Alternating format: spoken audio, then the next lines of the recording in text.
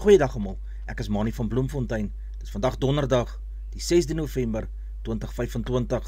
Ons doen die nuus in kollig en ons hoofopskrif vir vandag sê: bekende Egoli akteur sterf op 63-jarige ouderdom.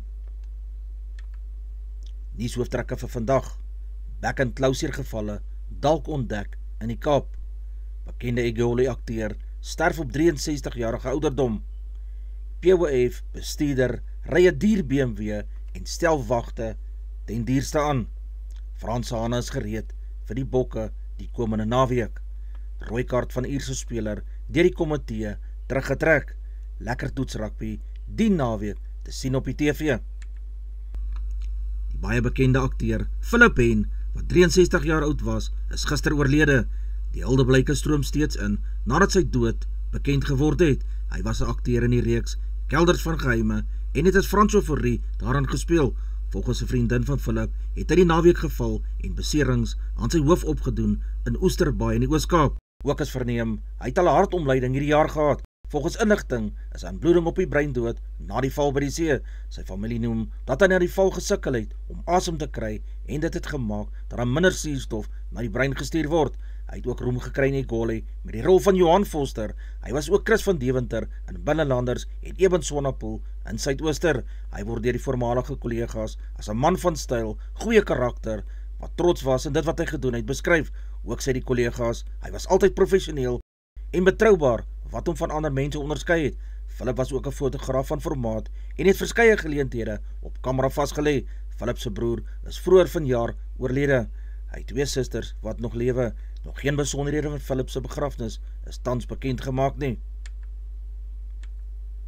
Die Weskaapse veeartsenydienste ondersoek 'n moontlike geval van back and closure op 'n plaas in die Gouda omgewing nadat 'n Vrystaatse boer op 1 November letsels opgemerk het op beeste wat onlangs van hierdie gebied af vervoer is. Die veeartsenydienste in hierdie provinsie het die plaas in Gouda, die Kaapstadse Wynlandse distrikmunisipaliteit, onder kwarantyne geplaas. Monsters is geneem vir laboratoriumtoetse om back and closure te bevestig of dit uit te skakel, soos die Agri Weskaap en die Rooi Vleisprodusente Vereniging in 'n gesamentlike verklaring. Die oorsprong van die moontlike besmette diere word nog vasgestel. Die vervoerder wat die diere verskuif het, word ondersoek en alle plase wat die afgelope 30 dae aan hierdie maatskappy verbind is, sal gekontak en besoek word. Dit veroorsaak pynlike sere in die mond en op die hoewe van die diere, maar kan nie na mense oorgedra word nie. Produsente word versoek om biosekuriteit op plase te versterk, alle voertuie te ontsmet, werkers op te lei en gereeld met veeartse te kommunikeer. Die polisie het tans slegs 1 ekstra skandeerder om smokkel en onwettige goedere op te spoor. Die ouerige skandeerder staan by die Durbanse hawe en boonop werk dit ook nie. Professor Faira Chakalia, waarnemende minister van polisie, erken dit in 'n parlementêre antwoord nadat Delian James, die Action SALP, wou weet hoeveel van hierdie skandeerders die polisie het en hoeveel daarvan werk. Dit sal die belastingbetalers ongeveer R421 miljoen kos om voldoende skandeertoerusting vir al 71 grensposte aan te koop vir die polisie om dit behoorlik te kan dek. Chakalia het in sy parlementêre antwoord bevestig dat die polisie tans net 'n ouerige Black Scatter X-ray skandeerder by die Durban hawe het. Die polisie se skandeerder, wat baie jare gelede aangeskaf is buite dienslewe en is dus nie meer operasioneel, het hy gesê. Hoewel die polisie geen bruikbare skandeerders het nie, bedryf ander staatsentiteite funksionele skandeerders by land- en seegrensposte en lughawens in samewerking met die polisie. Chakalia sê daar is dus altesaam ten minste 65 operasionele ekstra skandeerders landwyd ontplooi. Rasisme of politiek was nie die rede waarom hy Marika de Klerk, wat 64 jaar oud was, gewese eggenoot van oud-president F.W. de Klerk, in 2001 in haar woonstel in Bloubergstrand vermoor het nie. So het Luyanda Mboniswa, wat 43 jaar oud is, gister gesê tydens 'n spesiale onderhoud met 'n joernalis, Annika Larsen, wat op ENCA uitgesaai is. De Klerk is in Desember 2001 in haar woonstel by die Dolphin Beach woonkompleks met 'n mes gesteek en toe verwrig. Mboniswa het destyds as 'n veiligheidswag by hierdie woonkompleks gewerk. Hy het onskuldig gepleit, maar is op 15 Mei 2003, toe hy 21 jaar oud was, 2 keer lewenslange tronkstraf weens onderskeidelik moord en roof met verswaarende omstandighede opgelê. Die tronkdeur het in Augustus 2023 vir Mboniswa oopgeswaai by die St. Albans gevangenis in Kibera. Hy het vertel hy tydens sy verhoor deel geword van die 28 bende en 'n paar jaar lank 'n bendelid van hierdie groep was. Bonizoa 2607 as deel van 'n projek in die tronk het hy 4 jaar nadat hy gevonnis is, eienaarskap en verantwoordelikheid geneem vir dit wat hy gedoen het. Hy sê hy is jammer en spyt oor wat hy gedoen het, baie spyt. Ek kan nie omkeer wat ek gedoen het nie, het hy aan die media gesê. 'n Gepantserde BMW van 4,4 miljoen rand was amper nie goed genoeg vir Collins Letsoalo, die voormalige uitvoerende hoof van die padongelukke fonds nie. Toe ook leiwagte vir sy vrou en kinders aangestel. Sy beveiliging het 24 miljoen rand oor 3 jaar beloop, terwyl die begroting slegs 480.000 rand per jaar was. Dit het 3 leiwagte en die gepantserde voertuig ingesluit. Die voertuig se brandstof het 1,7 miljoen rand beloop. Teen die tyd dat Letsoalo in Junie as uitvoerende hoof geskort is, het hy 9 leiwagte gehad. Dit was nie duidelik die getuienis hoekom hy hulle gehad het nie. Die gepantserde voertuig wat verlede jaar vir hom aangekoop is, staan tans by die POF se kantoorkompleks. Na ontleding van Letsoalo se veiligheid is besluit dat dit verskerp moes word. Die POF-raad het in Junie besluit die uitvoerende bestuur moes die verkryging daarvan gehanteer het. Die gepantserde BMW X5 voertuig is in 2024 vir Letsoalo by Luxe motorhandelaar in Meyrose Arch in Johannesburg aangekoop. Die voertuig is eers na die aankoop gepantser. Die Kaapstadse Metro het verlede week na 3 jaar lange regstryd uiteindelik die finale interdik teen die groep grondbesetters in Mitchells-Plain bekom, maar het gee steeds nie aan hom die reg om die mense van die grond af te sit nie. Die interdik beteken wel dat geen verdere strukture op die perseel opgerig mag word en dat nog mense nie daar mag gaan woon nie.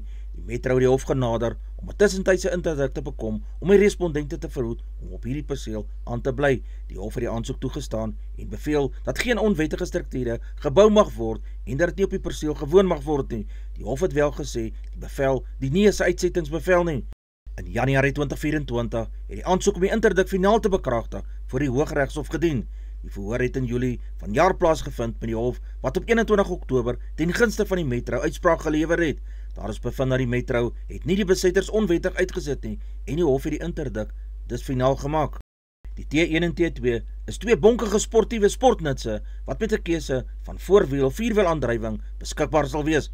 Pryse begin in die lae 500.000 en styg tot net bokant die 700.000 kerf. Jetour is een van die nuwe Chinese handelsmerke op ons landskap. Die vervaardig is een van die Chery groep se handelsmerke saam met Amoda en Jayco, maar word in Suid-Afrika redelik onafhanklik bedryf met sy eie vertoonvloere en onderdele depot. Albei weergawes is met 'n 1.5 en 2.0 liter petrol turbo te kry. Almal benut ook 'n 7-gang outomatiese radkas. Intree modelle het voorwielaandrywing, terwyl topmodelle met 'n 4x4 vasdrap toegerus is. In die kajuit sien ons 'n groot digitale skerm wat al sy nutsfunksies wysfees.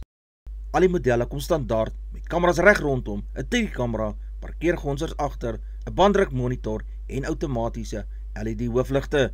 Jetour het net 'n hibriede model oor see bykomend beskikbaar, maar die Suid-Afrikaanse mark hou van dieselweergawe vir sy veldryvoertuie.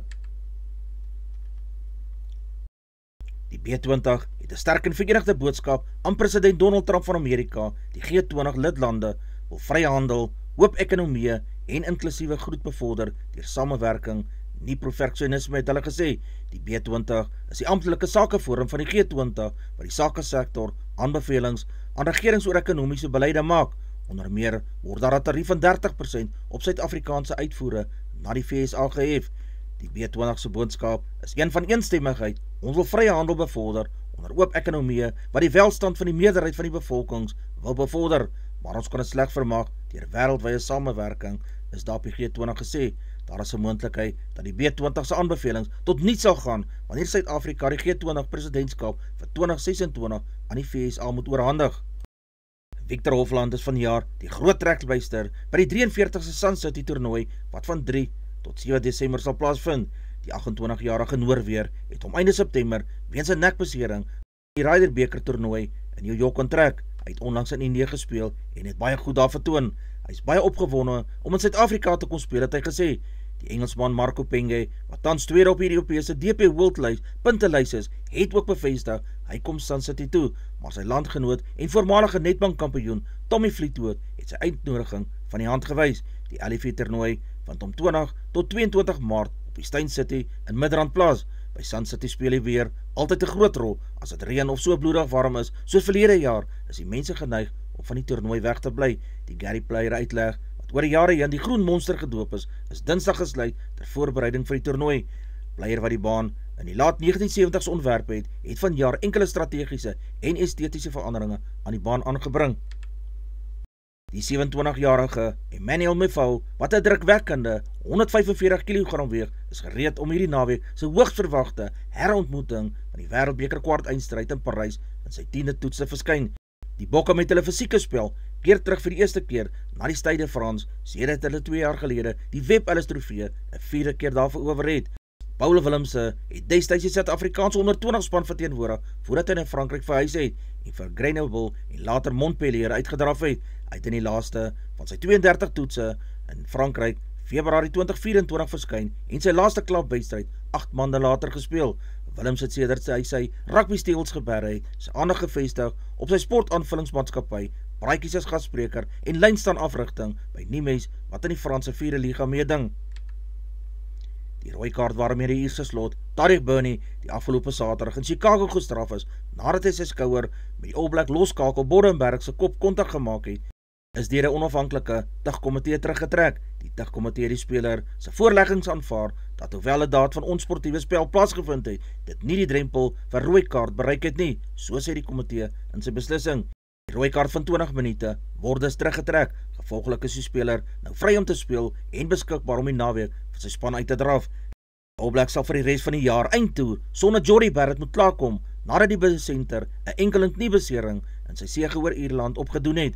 Barrett is na 16 minute van die veld af nadat hy sy enkel en knie in 'n duikslag beseer het toe 'n Ierse speler op hom geval het. Nieu-Seeland sal ook op 15 November teen Engeland sowel as 'n week later teen Wales te staan gaan kom. Die Formule 1 renjaar, Carlos Sainz, glo die sport se baadjiedraers en promoters moet oopkop wees en kreatiewe maniere vind om hierdie formaat van blitsrenne wat tydens sommige Grand Prix naweke aangebied word op te kikker. Die Spanjaard sê voorts, daar is 'n maklike en praktiese oplossing. Dadelik vir meer aksie sal sorg, het hy gesê, dwing almal om met sagte bande begin, omdat dit so vinnig verweer. Hy sê spanne egter almal met sagte bande in 'n blitsren moet wegspring, sal sommige renmotors vinniger as ander verweer en dit kan meer kanse bied om mededingers verby te kan steek. Spanne sal ook genoop word om met ander strategieë vorendag te kom, het hy gesê. Een voorstel is om die rangorde op die wegspringrooster om te swaai. 'n renjaer wat dus in die vorige wedren laaste geëindig het, sal voor wegspring in die blitsren. Sainz sê sulke veranderinge moet as proefnemings beskou word en hoef nie blywend te wees nie. As dit werk, fantasties, indien nie, wel dan hoef jy nie bang te wees om te sê, dit het glad nie gewerk nie, probeer iets anders, het hy genoem. Die volgende blitsren is Saterdag op die Interlagosbaan in Sao Paulo, waar die Brilliantse Grand Prix beslis sal word. Die jong aanvangskolwer Sam Constas het weggelaat uit Australië se groep vir die komende reeks om die as. Dit swaai die deur oop vir die groentjie Jake Weatherall om sy toetsdebuut teen Engeland te maak. Die 31-jarige Weatherall, 'n hotlow kolwer, kan nou Constas se rol oorneem nadat hy tot dusver hierdie seisoen die meeste lopies in Australië se Sheffield Shield meerdagse reeks aangeteken het. Die Suid-Afrikaanse gebore Marnus Labuschagne het ook danksy sy goeie pyl in plaaslike krieket weer 'n regmerkie agter sy naam by die Australiese keerders gekry. Die eerste toets begin op 21 November en die tweede een op 4 Desember in Brisbane. Australië se groep vir die reeks om die as is Steve Smith, die kaptein, Usman Khawaja, Marnus Labuschagne, Cameron Green, Travis Head, Bo Webster, Josh Inglis, Alex Carey, Jake Weatherall, Aryna Sabalenka, die voorste vroue tennisspeler ter wêreld, die Australiese stoutseun Nick Kyrgios op 28 Desember in 'n vertoonwedstryd in Dubai aandurf. Sabalenka sal Kyrgios aandurf in 'n moderne weergawe van die tennisikoon Billie Jean King se kragmeting in 1973 met 'n Amerikaanse landgenoot, Bobby Riggs, wat 'n keerpunt vir sowel as tennis as vroue beweging was. Die 8-malige Grand Slam kampioen Jimmy Connors het in 1992, toe hy 40 jaar oud was, vir Martina Navratilova destyds 35 onder gewysigde reëls gewen. Verskeie spelers in die Bokke se toergroep, soos Gerard Steenekamp, Boan Venter, Johan Grobler, Zachary Porten, Rowan Orkee, Jasper Wiese, Morney van der Berg, Sasha van der Berg en Ethan Hooker het nog nie 'n toets teen Frankryk gespeel nie. Die Franse skare was soos 'n 16de speler vir die tuisspan in 2023 se kwartfinale, 'n kragmeting wat Suid-Afrika uiteindelik met 29 teenoor 28 gewen het. Hulle poog met tye doelbewus met hulle gefluitery om die skeieregter te beïnvloed. Die 30-jarige Wiese meen Frankryk het die laaste paar jaar sy stempel met sy fisiekheid en groot spelers afgedruk. Rugby het volgens Wiese sedert 2023 baie ver aan beweeg. Die Franse het hulle spel ontwikkel, die Ire in Engeland ook. Jy gaan agterbly as jy vashaak by dieselfde speelstyl, het hy gesê. Advertensie van Netwerk 24, teken in en kry verskeie tydskrifte en koerante. Advertensie van Bloemkeel vir jou. Jy kan vir Dian of Susan by 082-390-339 kontak. Hulle sê jou voertuigregistrasie namens jou behartig. Ons Weerberg vir die streek lyk so: Messina 1929, Polokwane 1526, Lephalale 1830, Mbombela 1627, Mahikeng 1731, Pretoria 1731, Johannesburg 1628, Ermelo 1128, Galagari 2336, Gaborone 1932, Richards Bay 1622, Pietermaritzburg 13 en 16, Durban 16 en 20, Port St. John's 16 en 18, Pongola 1627, Maputo 1829, Bethlehem 1128, Bloemfontein 1632, Allewil Noord 1331, Welkom 1833, Vryburg 1532, Kimberley 1934, Appington 2335, Prieska 1836, Springbok 1733, Karasburg 2134, Keetmanshoop 2534, Mariental 2535, Alexanderbaai 14 en 19, Brandvlei 1832, Loedertsbaai 1423, Vredendal 1536, Kaapstad 1626, Sutherland 926, George 13 en 19, Jeffreys Bay 1621, Taberra 1521, Grafreinet 1022, Kapogillas 1621, De Aar 1331, Molteno 824, Beaufort West 1227 en laastens Oos-London 13 in die oggend, 16 grade Celsius in die middag. Ons markte vir die dag is as volg: die rand verhandel teen R17.45 teenoor Amerikaanse dollar, die Australiese dollar kos R11.31, die euro verhandel teen R20.04, die pondse prys is R22.75, 'n yen kos 11 sent, die prys van silwer per fyn ons is $47.68 Amerikaanse sent, platinum per fyn ons kos $1,547, palladium se prys is $1,419, die prys van goud per fyn ons is $3,970, Brent olie per vat is $64.44 Amerikaanse sent. Gedagte vir die dag: elke dag is 'n nuwe dag. Jy sal nooit geluk vind as jy nie aan beweeg nie, so maak 'n verskil in jou lewe.